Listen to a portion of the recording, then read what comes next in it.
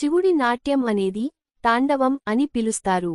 శివుడు వివిధ సందర్భాలలో తాండవ నృత్యం చేస్తాడు. శాస్త్రాలు, పురాణాలు చెప్పిన విధంగా ప్రధానంగా 3 రకాల నాట్యాలు ఉన్నాయి. ఆనంద తాండవం, సృష్టి, స్థితి, లయం అనే జగత్తు యొక్క క్రీడగా ఆనందంలో శివుడు నృత్యం చేస్తాడు. ఇది శివుడి లీలాస్వరూపం. రుద్ర తాండవం, కోప సమయంలో, అసురులను సంహరించే సమయంలో శివుడు చేసే నృత్యం. ఇది భయంకర రూపంలో ఉంటుంది. సంధ్యాకాలం, రాత్రి సమయం, శాస్త్ర ప్రకారం శివుడు ప్రతిరోజు సంధ్యాసమయంలో, అస్తమయం సమయంలో నాట్యం చేస్తాడు.